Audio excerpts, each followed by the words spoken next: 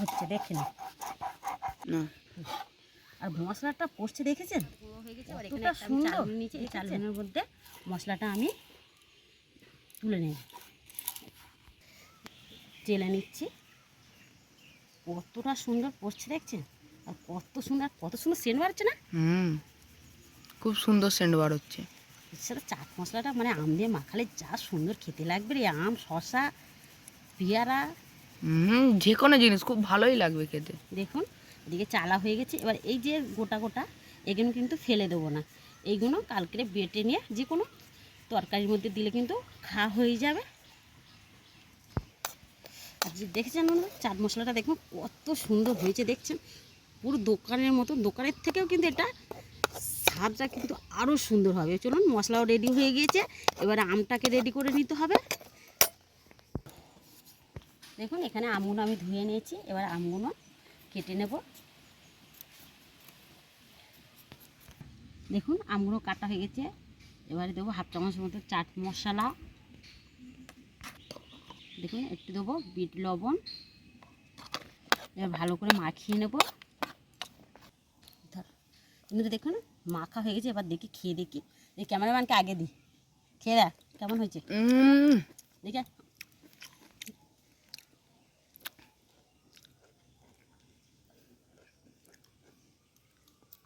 খুব সুন্দর হয়েছে, এতটা সুন্দর হয়েছে মশলা যে ঘরেতে না আপনারা বানালে বন্ধুরা বুঝতেই পারবেন না যে এত সুন্দর হয়েছে। একবার হলেও আপনারা কিন্তু ঘরোয়া পদ্ধতিতে ঘরোয়া মশলা দিয়ে কিন্তু আপনারা খুব সহজে এরমভাবে কিন্তু চাট মশলাটা বানিয়ে নিতে পারবেন। বিশেষ করে হিংটা কিন্তু দিতেই হবে। হিংটা যদি বলেন হিং কোথায় পাবো, হিংটা কিন্তু যে কোনো বড় মুদিখানা দোকানে পাবে, বেশি দাম নয়, মাত্র ছোটো হিং 25 টাকা দাম। ওই নিয়ে তোমরা ওই একটা হিং কিনলে কিন্তু অনেক রেসিপি হয়ে যাবে। ওই হিংটা নিয়ে আর আপনারা এরমভাবে চাট মশলাটা বানাবে, দেখবেন দারুণ লাগবে, খুব সুন্দর লাগছে। আমি কিন্তু টক খেতে সেরকম পছন্দ করি না, কিন্তু এই চাট মশলা আর বিট লবণটা দিতে এত সুন্দর লাগছে, আমি পিস করে কী বলবো। খা, ক্যামেরাম্যান তো খেয়েই যাচ্ছে। আমি আবার চলে এসেছি পরিবারের এত ভালো হয়েছে কি আর নতুন রেসিপি নিয়ে। বন্ধুরা আজকের এই গরমের বিকালে আম মাখা খাওয়ার ইচ্ছা হয়েছে আমাদের সবার। আমার এই দেওরের ক্যামেরাম্যান তারও খাওয়ার ইচ্ছা হচ্ছে। আম মাখা, আম থাকলে শুধু হবে, তার সাথে কিন্তু চাট মশলা দিতে হবে। কিন্তু চাট মশলা আমাদের হাতের কাছে নেই, কিন্তু খুব সহজে কিভাবে ঘরোয়া উপকরণ দিয়ে ঘরোয়া পদ্ধতিতেই চাট মশলাটা বানানো যায় সেই রেসিপিটা আপনাদের সাথে শেয়ার করব। চলুন আগে আমটা আমি পেরে নিই, তারপরে চাট মশলাটা আপনাদের দেখাবো। বলো। দেখুন বন্ধুরা এই গাছটা কিন্তু অনেক কটাই আম হয়েছে। এবার আমটা তো আমি তো পারতে পারি না, ক্যামেরাম্যানকে বলবো আম পাড়তে। ও গাছটা বড়, ও কিন্তু বেশি দূর উঠতে পারবে না, দেখি ও কীভাবে আমটা পারে। এখানে গাছে উঠছে আম হচ্ছে দেখছেন, সাবধানে উঠবি বিকালে রোদ্রের সময় ঠিক করে। দেখুন আম পাড়া ও হয়ে গেছে, ও কিন্তু পারতে পারে না, গাছটা উঁচু গাছ বৌদি। হ্যাঁ গাছটা বড়, আরও তো বাচ্চা ছেলে।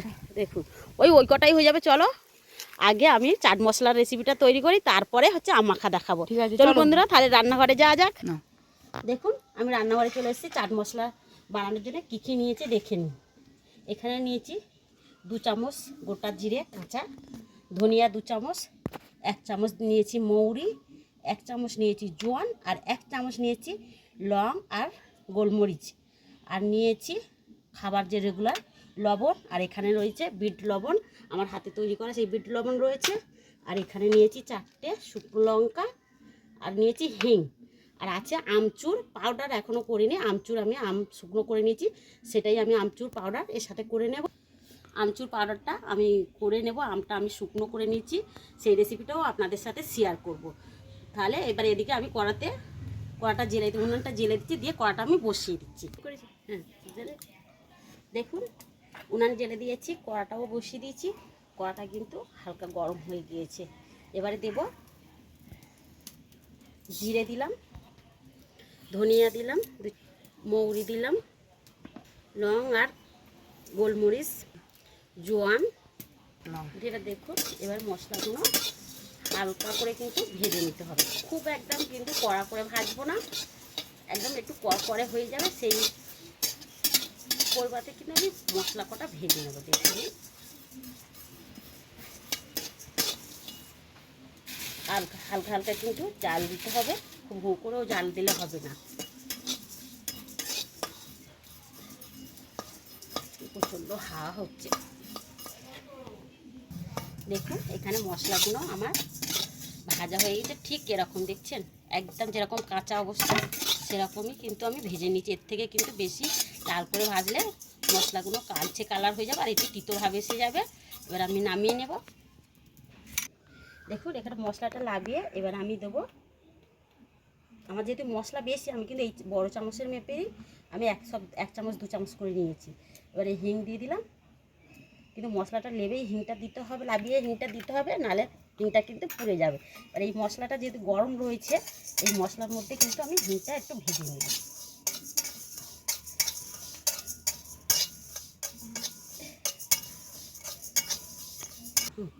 দেখুন হিংটা দিয়ে ভেজে নিয়েছি। এবার আমি মশলা কটা ঢেলে নেবো একটা জায়গায়। কত সুন্দর সেন্ট বাড়াচ্ছে হিংটা দেওয়ার জন্যে। এবার একটু ঠান্ডা করে নেব।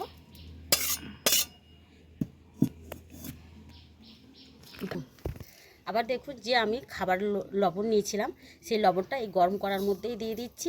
যেহেতু আমি মশলাটা রেখে দেবো অনেক দিন ধরে, লবণটা ভেজে রাখলে কী হবে, চাট মশলাটা ঠিকঠাক থাকবে। দেখুন দেখুন এবারে 4টে লঙ্কা দিয়ে দিলাম। আর দেখুন এখানে 1 চামচ বিট লবণ দিয়ে দিলাম। দিয়ে এবার এই সব দুটো লবণ আর লঙ্কা আমি একটু ভেজে নেব।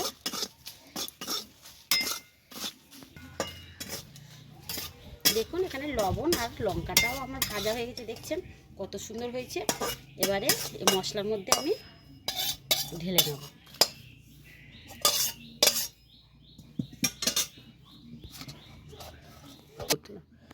দেখুন এদিকে আমি এই যে আমচুর পাউডার করবো বলে আমগুলো আমি শুকনো করে নিয়েছিলাম। দেখুন এবার এই আমগুলো আমি একটু গুঁড়ো করে নেব, নিয়ে এর সাথে আমি 1 চামচের মতন দেব। দেখুন এখানে আমি মশলা নিয়ে চলে এসেছি, মশলাগুলো ঠান্ডা হয়ে গেছে দেখছেন। আর এখানে দেখুন আমি শিলনোড়া পেতে নিয়েছি।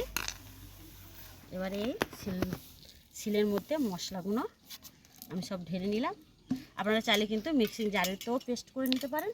আর এখানে যে এই আমচুর পাউডার আমি গুঁড়ো করে নিয়ে এসেছি এই 1 চামচের মতন দিয়ে দিলাম। দেখুন এই 1 চামচই দিলাম, একটু দুধ থেকে। এবার মশলাগুলো সব আমি বেটে নিই।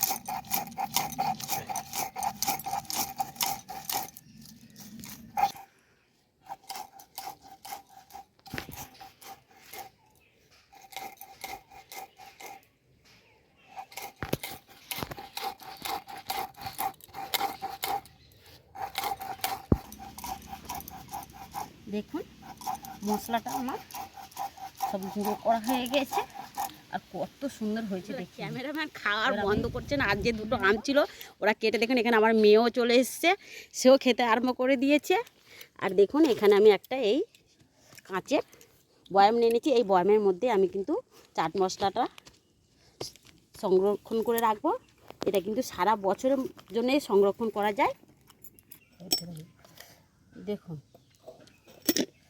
আমি কাঁচের শিশির মধ্যে রেখে দিচ্ছি, প্লাস্টিকেরও যে কোনো প্লাস্টিকের কৌটোতে রাখলেও আমার রেডি হয়ে গেছে। চাট মশলাটা কেমন হয়েছে অবশ্যই কিন্তু আপনারা কমেন্ট করে বলবেন। আর যে সকল বন্ধুরা এখনও আমার চ্যানেলটাকে সাবস্ক্রাইব করেনি অবশ্যই আমার চ্যানেলটাকে সাবস্ক্রাইব করে দেবে আর প্রচুর বন্ধুদের সাথে শেয়ার করে দেবে। তাহলে আজকের এই অবধি, আবার দেখা হবে নতুন রেসিপি নিয়ে। ভালো থাকবেন, সুস্থ থাকবেন, নমস্কার।